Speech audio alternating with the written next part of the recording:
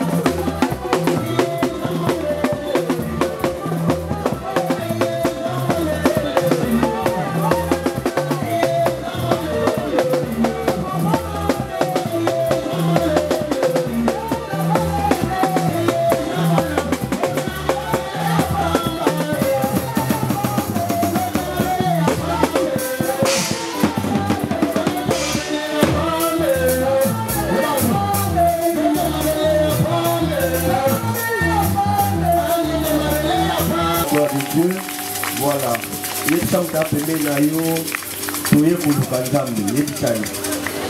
Yebisai, vous avez un panzi, Yebisai, tous les gens qui ont été. Voilà, nous voulons prier encore par rapport à ma.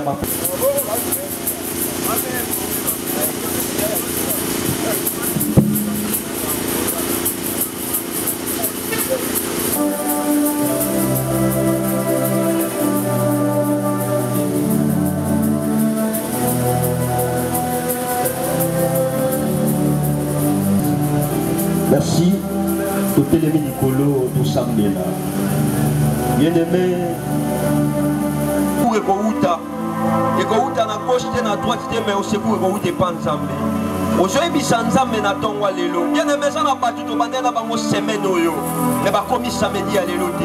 Aujourd'hui, Sanzambe par rapport à ba pasi na na yenango, yaka na secours à vie na ngai.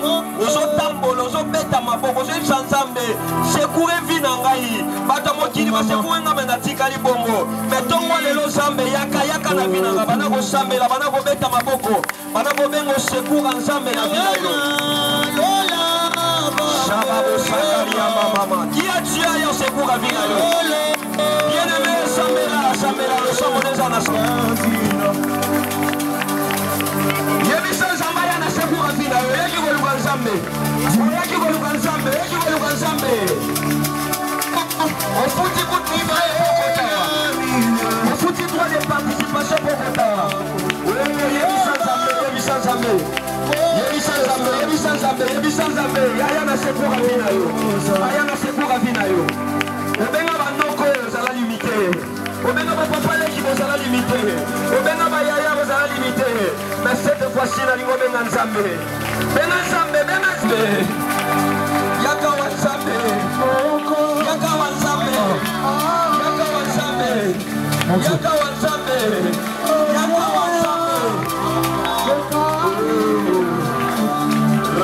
Viens de l'éternel, j'ai la commission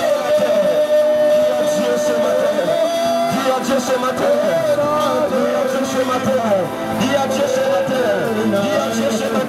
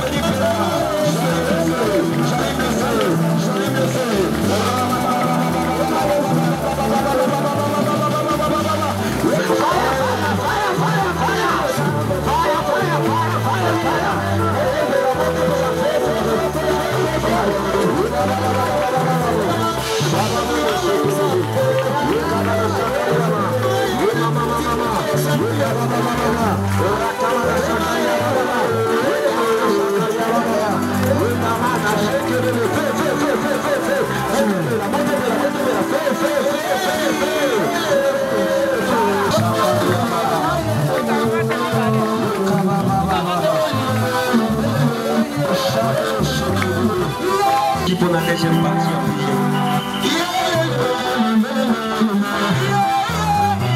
Être oyo kamate la bien pour ensemble la bien. Amen. Alléluia. Voilà, sans plus tarder, donnera Kito les la première intervention na biso na tongo lelo. Na kusenga yo eloko moko pesa biso litoi de sorte que tango mote ya koteya oyoka malamu mpe pesa yo temps ya kosambela. Alléluia. Alléluia. Nangaki na invité mutu moko, c'est un grand homme de Dieu na nation na biso. C'est lui qui va nous prêcher ce matin, c'est lui qui va introduire cette grande activité de la montagne de Badara. Nous voulons les recevoir. Il est le représentant légal d'une grande communauté, la Graine de Sénévé. Il est Yaboyamaye à Pambola. Est-ce que vous connaissez Yaboyamaye? Voilà. Lorsque j'invite, avec beaucoup de respect, le révérend pasteur Jérémy Kaminda, pendant qu'il s'approche,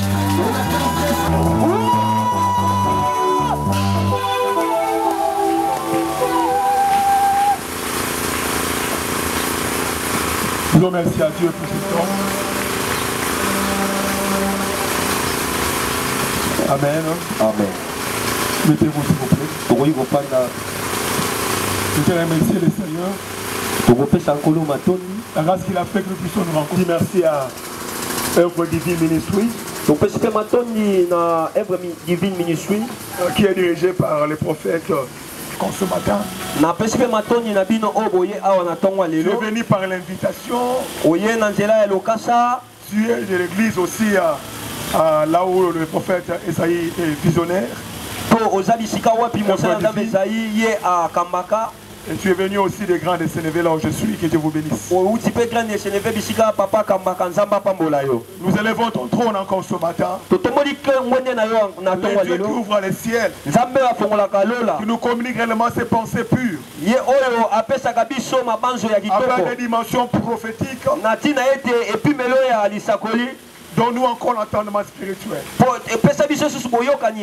reçoit de toi des choses ce matin. Et que la parole pour nous affranchir. J'ai béni encore ce matin tout entendement. Et que toute pensée soit soumise à l'obéissance de Christ. Et que la gloire de Dieu soit notre partage ce matin. Au nom de Jésus.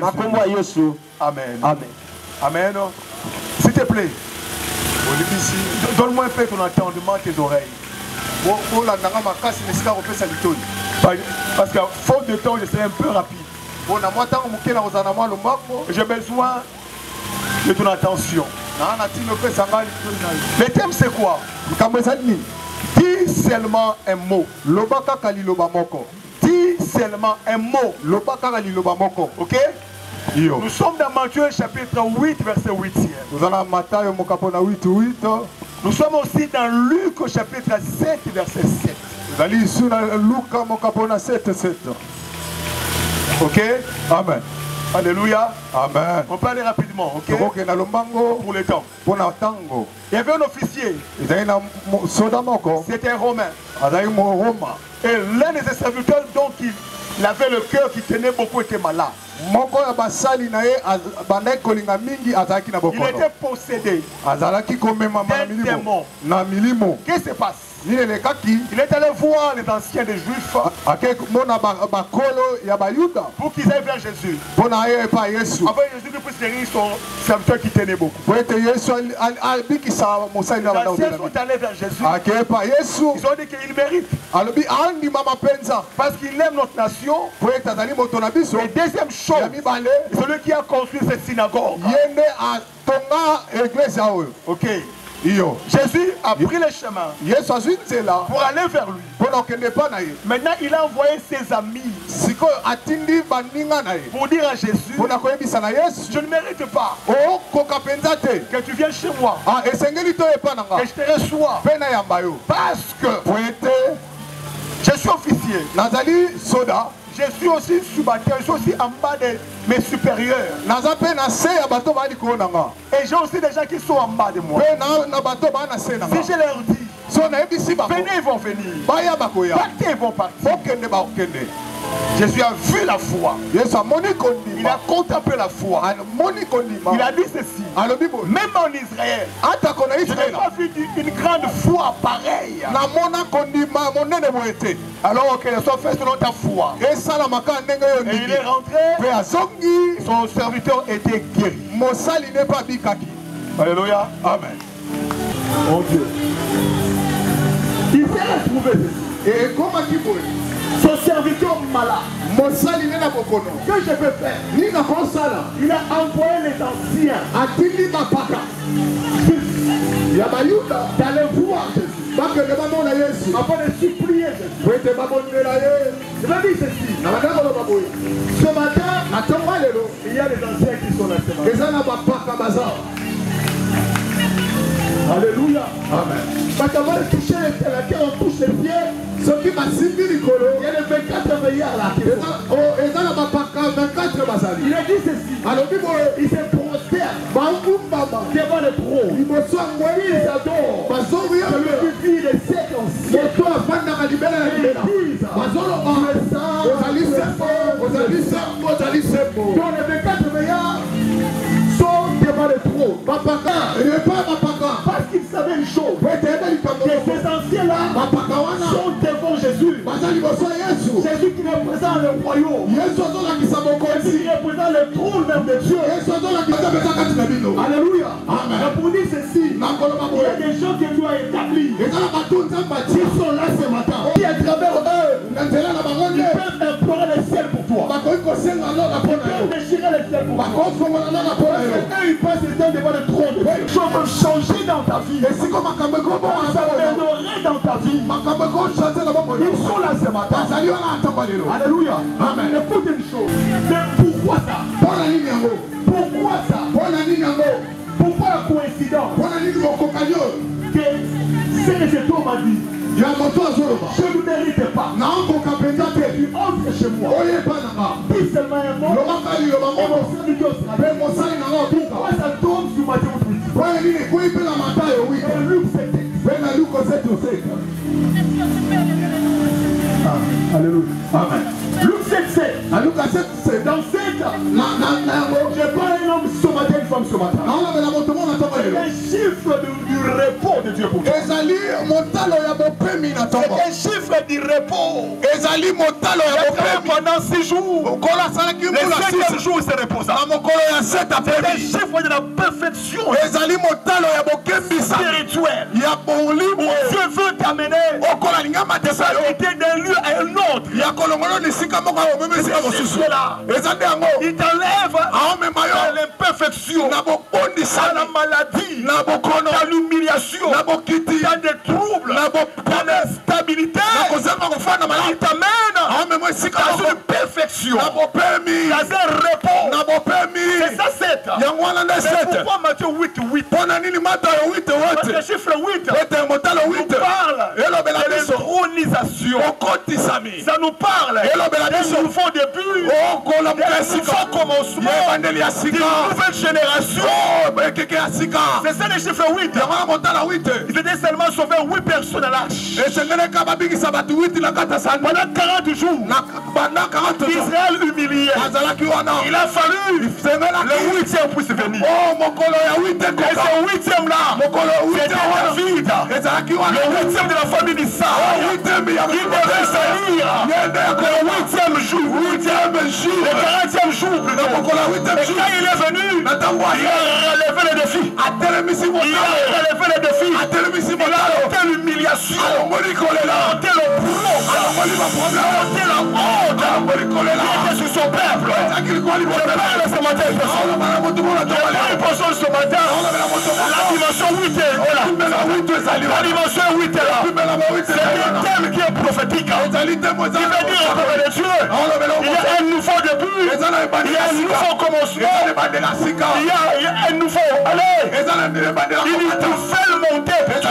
Dans le chiffre 8. Que le Seigneur te bénisse. Que le Seigneur te bénisse.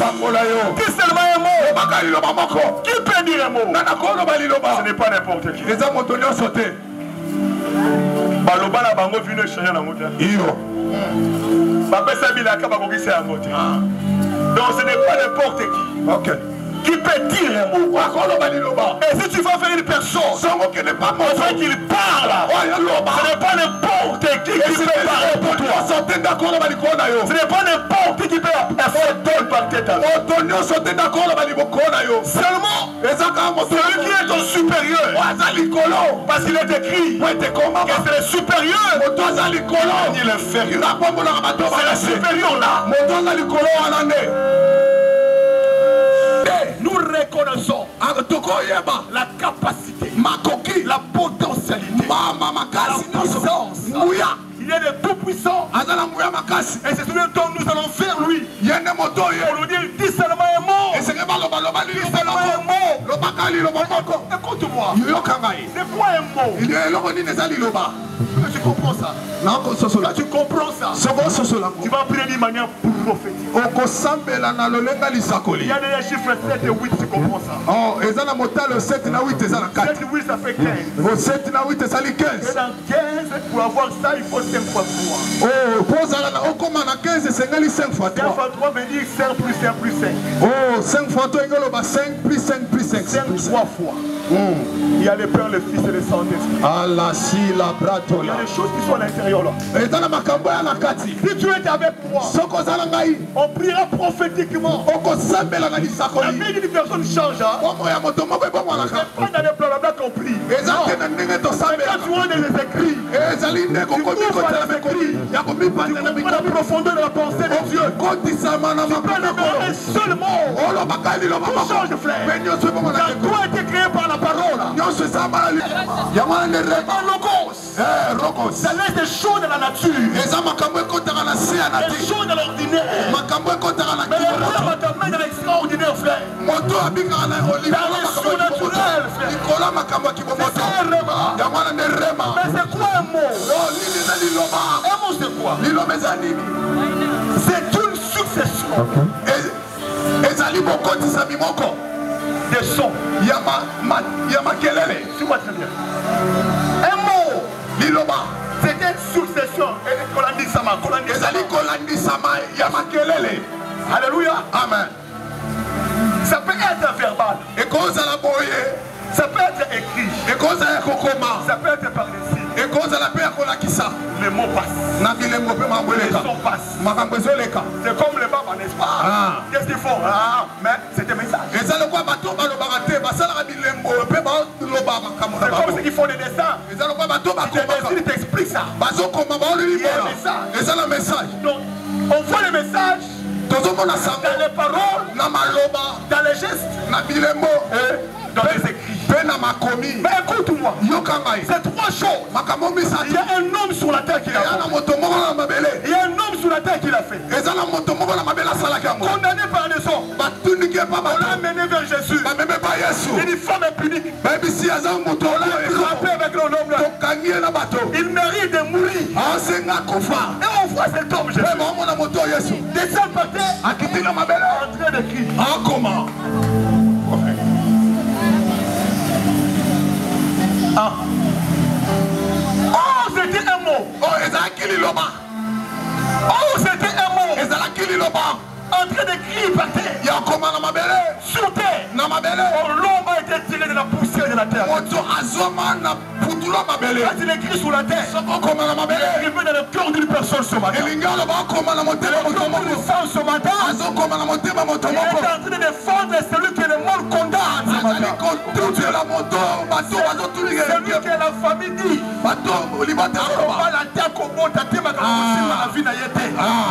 Oh, qu'il y a un homme qui est en train de transmettre des messages par l'écriture. l'écriture. Les droits de Dieu qui écrit. Compter, compter, peser et diviser. Selon l'écrit. Un message profond prophétique.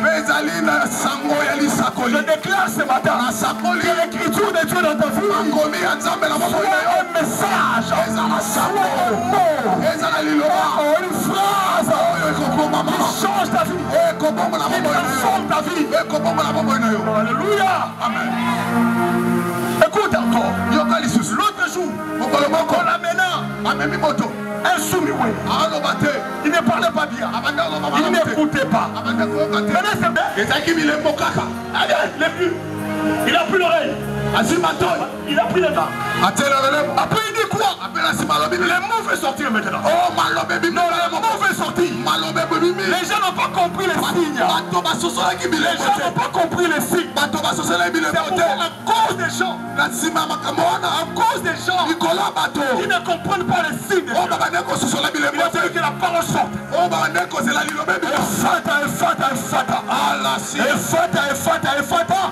Efata, qui veut dire ouvre-toi. Fais-moi c'est quoi la tombe, fais-moi. Ta vie s'ouvre. Le mot qui dit ouvre-toi. Que ta vie s'ouvre. Que ta vie s'ouvre.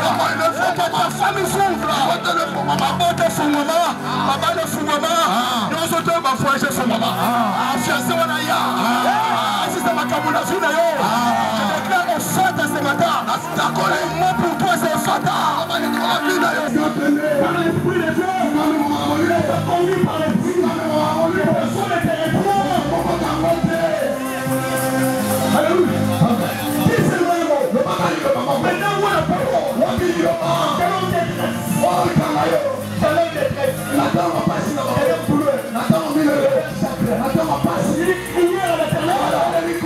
Il envoie ta parole. Il envoie sa parole.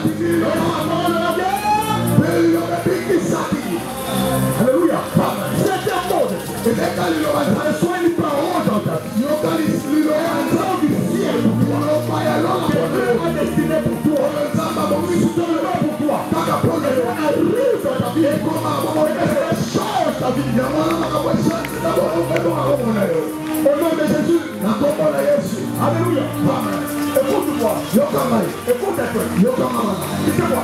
Il y a des choses qui peuvent empêcher que le Seigneur fasse une chose pour toi. La première des choses, c'est la nationalité.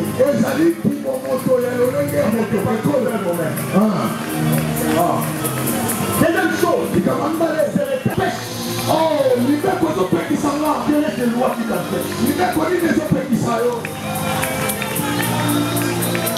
Tu dois accéder à une dimension de Dieu. Et c'est que le compte a répliqué le mot. Donc, qu'est-ce qu'il y a une loi qui t'empêche? Est-ce qu'elle a été empêchée par une loi? Après 3 jours de prière, l'économie s'entend le sang. Et pour la dire,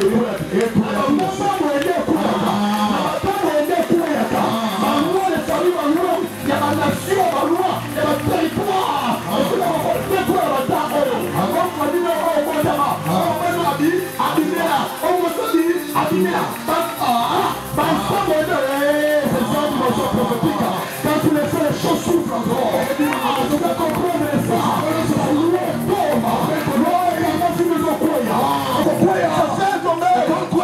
Écoute-moi, même si il y a une loi, même si il y a une loi, écoute-moi ce matin, il y a une chose, ne peut jamais retenir la loi.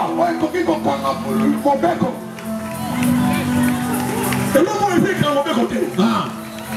Mais moi, écoute sur mon Alléluia. C'est chez moi. Mais il y a une chose. Elle ne peut pas empêcher. Il y a moyen de compter la moyenne. Il y a moyen de compter. Les mots. Allah. Amen. Amen. Amen. Les mots. Non, c'est bon, c'est une grâce qui est en train de te faire de choses, qui te mine sous la loi. Écoute-moi, écoute une chose. Mais comment c'est-il va dire? Si seulement un mot. Oui, poignée. Parce que mon toba est soda. Comment le bana est un mot d'or. Aïe aïe aïe.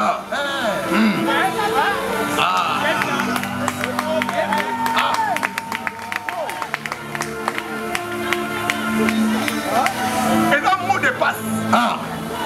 Mais toujours. Mot-clé.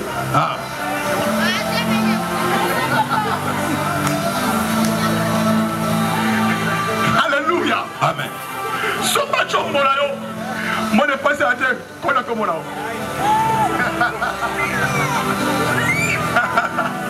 Alléluia. Amen. Attends qu'il tourne dans nini. iPhone. Mais comme il y a joué à Bana. Il faut que mon et pour accéder à ma paramètre de sentiment chombo. Alléluia.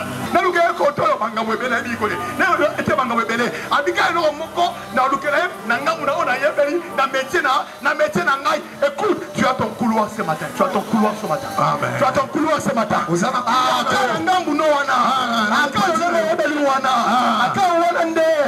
y a possibilité que la gloire de Dieu se manifeste.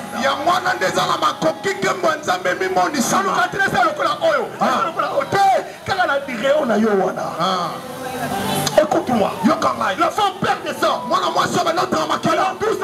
Pendant 12 ans. C'est que juif. Mais l'État lui a dit non. On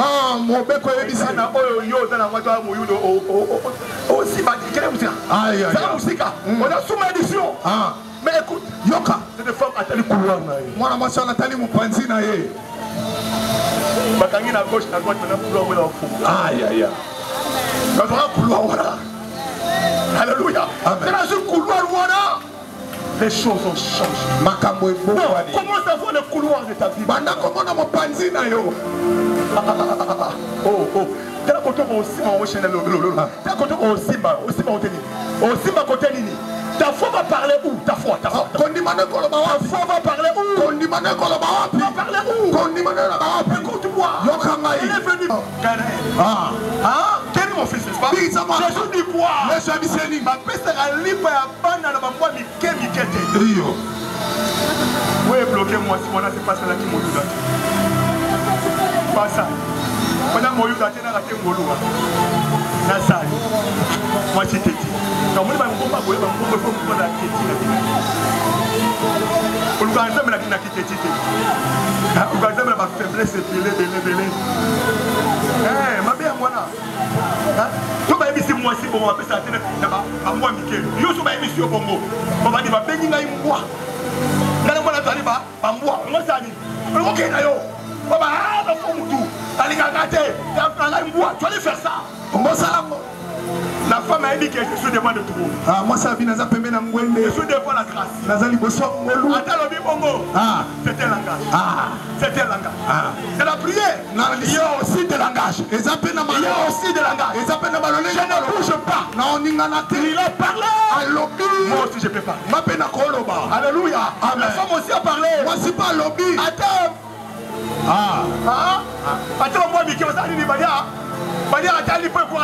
la messe.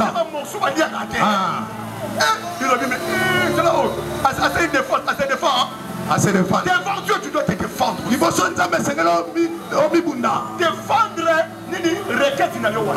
l'Obama Kambola. Pourquoi il voyage? Défendre-toi.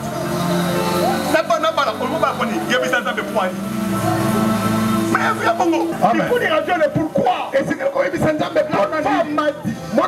Elle s'est défendue. Tu as raison. Mais même la sœur qui t'a dit. Amen.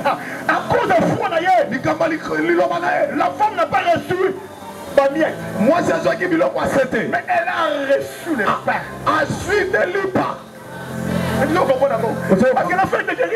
Moi j'ai guéri. Non, la femme a quitté sous la table. À cause de sa foi. Nicolas dit Nicolas a mis ça. Ah, là je vois. Je vois Anna. Tu prends l'indigent. Tu prends l'indigent Mouta Pampa. Mouta Soni. Faut d'abord arracher. Pourquoi bateau va comprendre vie na yo? Va comprendre pas na yo, mon pour na yo. C'est dans la vie ça va pour nous na consommateur. A deux hommes pour la banque, pour la guerre, on doit faire du c'est mais ça pour la banque. C'est le point prophétique pour la âme. Et ça dit ça pour la âme, c'est un conflit pour la banque. Il y a un écoute qui s'est pour la âme. Alors moi la ça mais ça, alors moi la c'est. Je fais une fois du monde à ton cœur. Là, on va dire, mais non, ça va pas faire. C'est plutôt ça, mais là, on va dire, pour le monde, l'alimentation, et toi, le bateau, on va aller au printemps. Même les gens, quand ils voient ta peau, on va dire, c'est plutôt, c'est tout bas. Oh Dieu, la cana. Alléluia. Amen. Là. Mais quand là, papa, Dieu, même quand il faut dire, madame, vous allez, et je lui comprends, il m'a dit, il y a un gars qui va prendre le pas. Alléluia. Il est dans les filles. Il y a un gars qui va prendre le pas. Alléluia. Aí ele se babou. Aí ele que está na frente de boca boa. Quelle foi? Quelle foi? Alors là, il pour la personne pour aller. Alors vous êtes d'abord dans le film. Yes. D'abord sur pour loi. Alors ça fait pour moi la tombe. Comment ça les carré? Yes. Hey, sofa.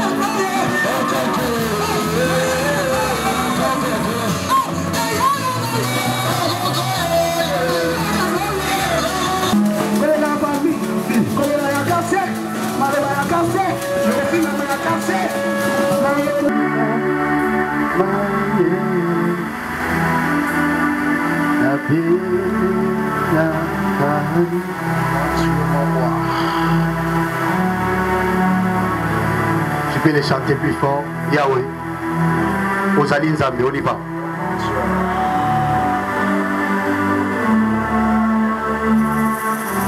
Mana Yebi.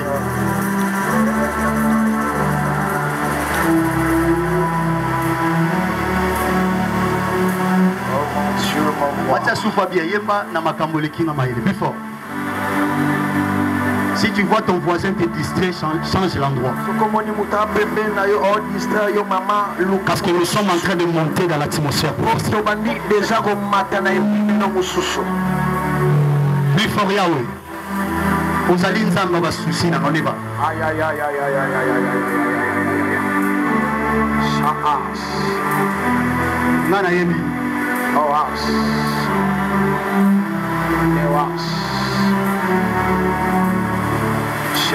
Yemba makasi na benga kalo papa ya bani belé. On y va.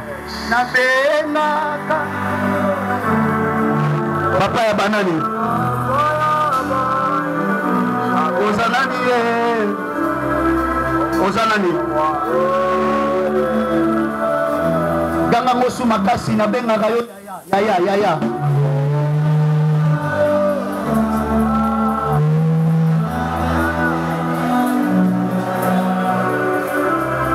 Ozanani Yemba plus fort na benga kayo ya on y va. Ya banani Ozanani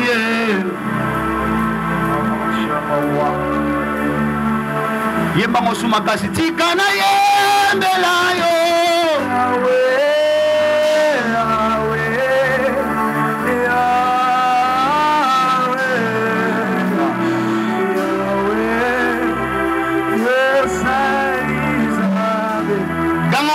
Tikana yembela yo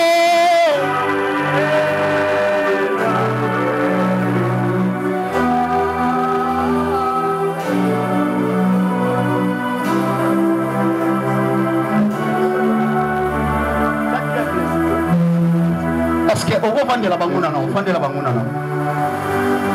non to bandeli lo bana fandeli bango parce que bato molimo basa to bandeli bandela na bi fandela banguna na OK.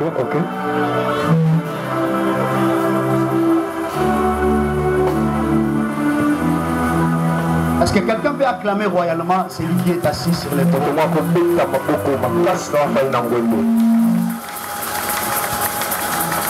J'aimerais qu'on acclame celui qui est assis sur les trônes. Aide-moi à faire le travail dont je suis né. Asseyez-vous pendant 5 ou 10 minutes.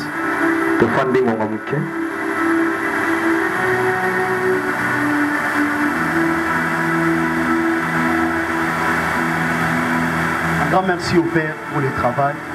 On peut nous arranger les sons s'il vous plaît. Un grand merci au Père pour le travail. Pour les gens qui ne savent pas, il n'est pas seulement un père dans les domaines spirituels, mais c'est mon oncle biologique.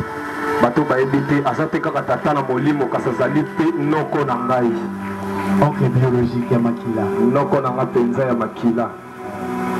Kama pia mwae aisinga vipo tala osika lokwa yo ngadiye. Toto utea kusika. Que Dieu vous bénisse. Que Dieu vous bénisse. Ah. Je disais que Dieu vous bénisse. Ton amène est faible. Que Dieu vous bénisse. En fait, il a déjà tout parlé. Merci ingénieur, ça commence à bien. Mot. Liloba. En fait, quand il parlait de mots, j'attendis dans mon esprit que Esaïe cherche la définition de mots.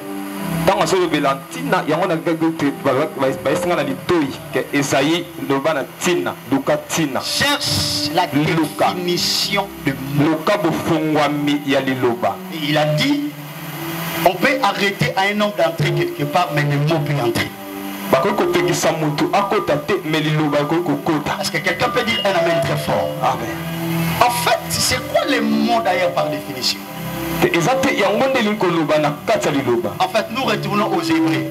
Nous retournons aux Hébreux. Les mots en hébreu veut dire charge. Voilà. Base. Base. Moboko. Ok. Opération Sinane Moboko Maroubamoti. Base. Moboko. Troisièmement, char. L'olenge. Est-ce que quelqu'un comprend? Maintenant, nous partons chez les Japonais. Quand on parle des mots chez les Japonais, signifie quoi? En fait, les Japonais l'appellent Kento. Kento. Non, j'ai dit Kenko. Kenko. Voilà. Est-ce que vous êtes là? Donc, K-E-N-K-O. Kenko. Kenko. Voilà. Kenko qui fait. Non. Division azimuth en fait. Tout le monde est service. Le parapomodo Coca-Cola. Voilà. Est-ce que quelqu'un est là? J'ai défini seulement les mots et puis nous allons prier. Quelqu'un peut dire amen. Alors, son origine, ou soit, son origine, c'est le diminutif du nom Kenelm. Il y a le paroso. Et où tu n'as combo Kender. Kenelm. Parce que l'arabe. Kenelm chez les arabes.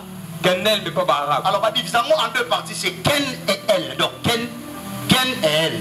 Voilà. Ken et Elle. C'est ça les mots. Cela veut dire quoi? Beau. Richesse.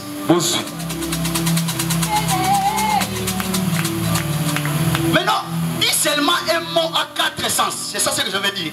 Dis seulement un mot veut dire accorde-moi la bonne santé. Dis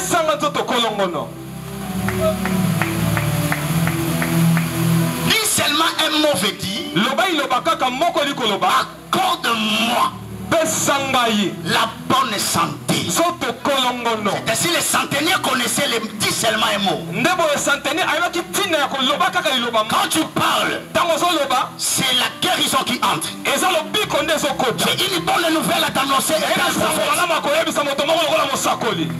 Le couteau de l'opération n'entrera pas dans ton corps. Ton amen ne convainc pas. Est-ce que je peux parler dans la vie de quelqu'un? Je parle comme un prophète. On ne mettra pas le couteau de l'opération dans ton corps.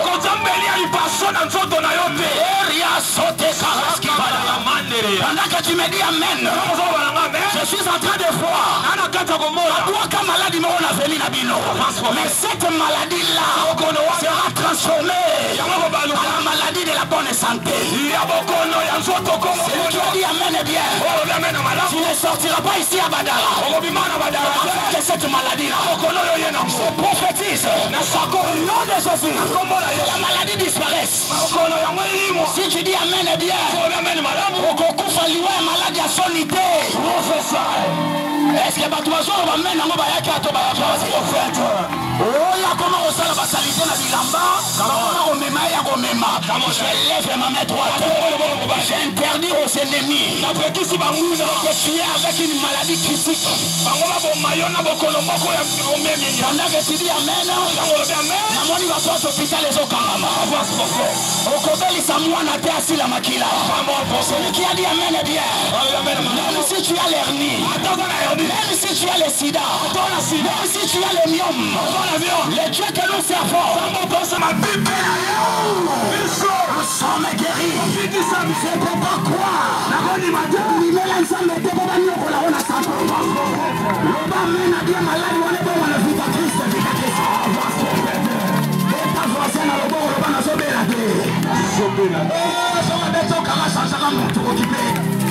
Est-ce que maintenant va salir à tout bazar? Je lève ma main droite. Je prophétise. Au nom de Jésus. Est-ce que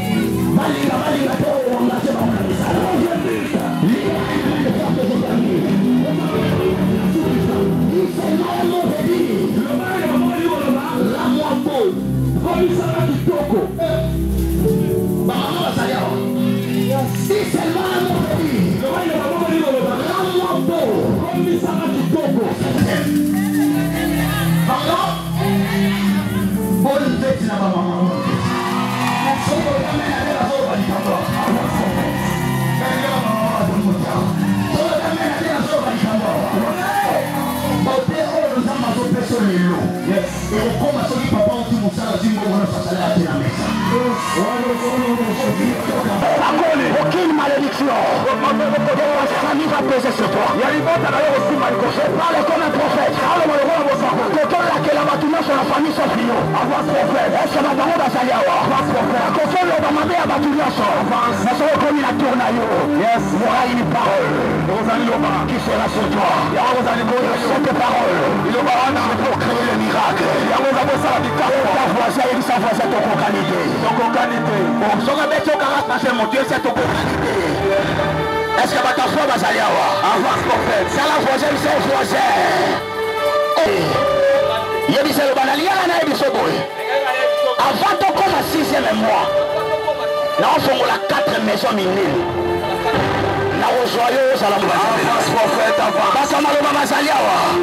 Changez mon tout. Bête en voisin, c'est voisin. Il y a moi si va le voir à voisin. Est-ce que tu peux bouger un peu? Changez mon comme tout le monde, c'est voisin. Parlez au voisin. Il y a le cerveau du Dieu aux hommes. Et ça n'a pas passé. Et c'est à mon ensuite décision. Si tu comme ma 8e mois. On va tourner à Dubaï. Il y a des gens qui sont là à Babylone. Si on a un zongi, il y a un Lukana Kabelo Bilamba. Qui a dit Amen bien. Salapama Koliboso Bana longi la vie. Est-ce que tu vas longa la vie Basayawa? Qui s'est deuxième et pas le Bana montre la vie. La voisin mon fancy qui s'est na rejoint charge. Tout le monde a ma bonne Yesu. Oza na sema tala na libota na bimela. La réclamation ezali. La condamnation ezali. Mais yo loba. Tozala mitu. Kasi mikila te. Kanga makasi loba wapi yo. Est-ce que bata maombi bazali ya bata maombi? Loba wapi yo. Nelisaba ya o. Parce que nous sommes dominés la famille. Pourquoi si j'ai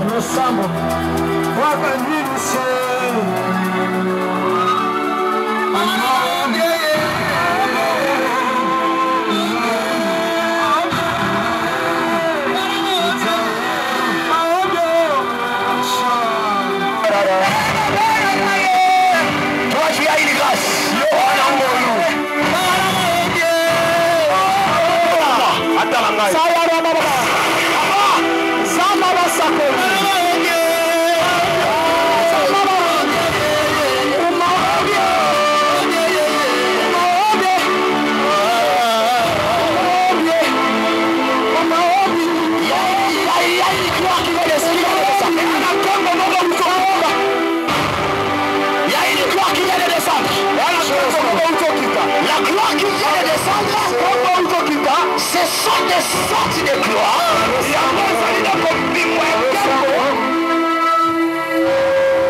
La gloire qui vient de descendre, ce sont des sortes de gloire. Élève ta main, élève ta main. Élève ta main, tu reçois une grâce.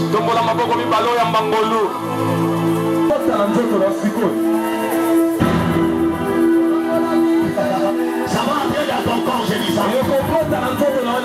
Je dis ça entre en toi. Ça te fait une servante puissante.